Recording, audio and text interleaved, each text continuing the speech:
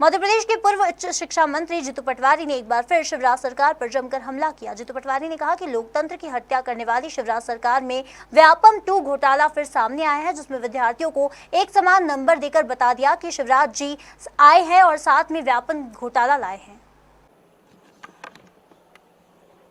मध्य प्रदेश में जो गंभीर कलंक शिवराज सिंह जी ने मध्य प्रदेश के माथे पे उनकी सरकार ने लगाया था, व्यापम का इतना बड़ा कांड जो देश में नहीं विदेशों में भी मध्य प्रदेश का मुंह काला हुआ। फिर से व्यापम 2 चालू हो गया है।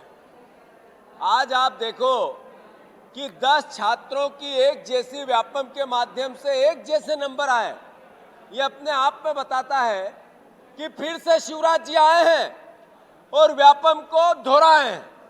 ये अपने आप में बताता है कि मध्य प्रदेश की आने वाले बच्चों की, आने वाले छात्रों की एक तरफ तो नौकरी नहीं मिल रही है, 1 लाख के 50% 70% पद खाली है। दूसरी तरफ बेरोजगार 50% युवा अपने आप पीड़ित हैं और तीसरी तरफ फिर व्यापम से केवल भारतीय जनता पार्टी अपने को चहेतों को चयनित करके फिर मध्य प्रदेश को कलंकित कर रही है। मैं मानता हूं ये पाप है, ये घोर अन्याय है और ये एक तरह से इतना बड़ा पाप है कि एक हत्या से ज्यादा बड़ा पाप। मैं शिवराज सिंह जी से अनुरोध करता हूं, कांग्रेस पार्टी मांग करती है कि व्यापम 2 जो हुआ इसकी फिर से जांच होनी चाहिए। शुरुआती हुई है, अभी चूंकि बच्चों में शंका घर करती है और इस परीक्षाओं पे व्यापम पर बच्चे हमेशा ये सोचते हैं धांधली है। शिवराज सिंह जी ने ऐसा प्रचलन बनवा दिया, तो इस शंका से कैसे हमारे बच्चे उभरे, विश्वास कैसे पैदा हो, भरोसा कैसे निकले, इसके लिए इस व्यापम 2 की फिर से जांच हो। जिन बच्चों के एक जैसे नंबर आए, हम विरोध में नहीं है, पर स्पष्ट हो कि इसमें सच क्या है और सच का आईना क्या है। मैं मानता हूं ये कांग्रेस पार्टी मांग करती है। हाँ।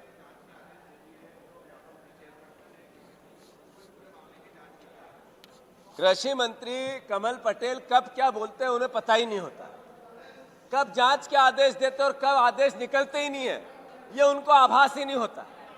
वो किसानों को पापी कह देते हैं और फिर पलट जाते हैं।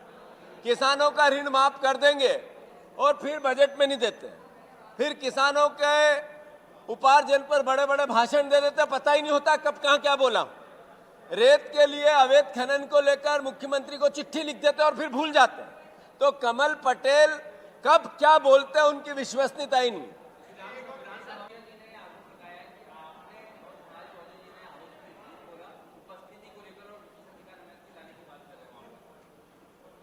मैं मानता हूं कि ये लोकतंत्र के हत्यारे, एक विधायक का प्रश्न आया, उसका नंबर नहीं आया, उससे पहले दूसरे विधायक को आसदी ने उद्बोधित कर दिया, बुला लिया। फिर हमने जब आपत्ति ली कि सर इसका संज्ञान में लेना मध्य प्रदेश के हित में, तो आसदी ने कहा कि हाँ कुणाल चौधरी का नंबर है। उसके बाद इनको आपत्ति है। तो ये लोकतांत्रिक तरीके से न सरकार चलाने देना चाहते हैं, न सरकार की स्थापना करने देना चाहते हैं और न सदन चलाने देना चाहते हैं। तो ये लोकतंत्र के हत्यारों से इससे अच्छी अपेक्षा नहीं की जा सकती। अभी तैयारी चल रही है, एग्जामिन चल रहा है। जो प्रथम दृष्टया सामने आया है वो हमने आपको बताया है। मैं मानता हूं इस सरकार का चेहरा भय, भ्रष्टाचार और पाखंड का है।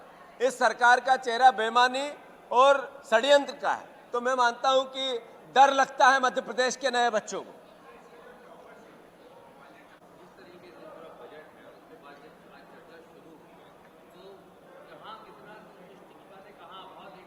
देखिए, बजट के बारे में तो अभी मैं ज़्यादा इसलिए कुछ नहीं कहूँगा कि सदन में बजट पे चर्चा शुरू हो गई है और मैंने ही शुरुआत की है और भोजन अवकाश तक उसको स्थगित किया गया। भोजन अवकाश के बाद अपनी बात वहाँ रखूँगा, पहले सरकार के सामने, उसके बाद आके आपके सामने।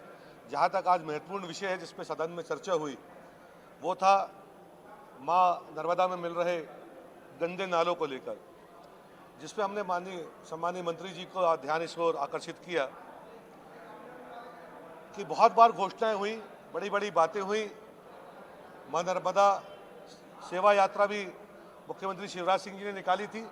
हमने दलगत राजनीति से अलग हटकर उनका समर्थन सदन के अंदर भी किया था, और जब वो मां नर्मदा कलश लेकर जबलपुर आए थे तो उनका स्वागत भी किया था, ये सोचकर कि ये पुण्य का काम है, इसमें राजनीति नहीं आना चाहिए, हम सबको मिलकर करना है। परंतु लगातार घोषणाओं के बावजूद ये देखने में आ रहा है कि मां नर्मदा जो मध्य प्रदेश की जीवन रेखा है, में गंदे नाले लगातार मिल रहे हैं, प्रदूषण का स्तर बढ़ता जा रहा है और दिन भर दिन तटों की स्थिति खराब होती जा रही है। इस हेतु जब हम सरकार में थे तो हम एक महत्वपूर्ण योजना लाए थे, क्योंकि जहां से मां नर्मदा का उद्गम होता है अमरकंटक से लेकर भरूच खंभात की खाड़ी में मां नर्मदा समुद्र में मिलती है, अगर सबसे बड़ा कोई महानगर रास्ते में पड़ता है और शहरी इलाका पड़ता है तो वो जबलपुर का पड़ता है। नगर निगम सीमा के साथ में चलते हुए शहर के साथ में सटकर मां नर्मदा चलती है, तो हमारी सरकार एक योजना लाई थी, मां नर्मदा रिवर फ्रंट की योजना, जो जबलपुर में लगभग 8 किलोमीटर एक लंबा एक रिवर फ्रंट बनना था मां नर्मदा के ऊपर, कि शहरी क्षेत्र में मिलने वाले तमाम गंदे नाले नालियां और जो गंदा कचरा मां नर्मदा में जाता है वो रुके, साथ साथ मां नर्मदा के तट का संरक्षण हो सके। जो वहाँ अवैध बसाहट होती है, कोई ऐसे उद्योग ना लग पाए, कोई कब्जे ना हो पाए, जिससे वहाँ प्रदूषण का स्तर फैले, और उसके लिए मैंने पिछले बजट में भी प्रावधान भी कर दिया था। माननीय मंत्री जी का ध्यान इस ओर आकर्षित किया है कि अगर हम सही में मां नर्मदा की सेवा करना चाहते हैं, प्रदूषण से बचाना चाहते हैं और अपने लोगों के स्वास्थ्य का भी ख्याल रखना चाहते हैं, तो वो रिवर फ्रंट योजना, जिसके लिए पैसा भी दिया गया है पिछले बजट में, उसको तुरंत लागू किया जाए, अस्तित्व पर लाकर, धरातल पर लाकर उस पर काम किया जाए।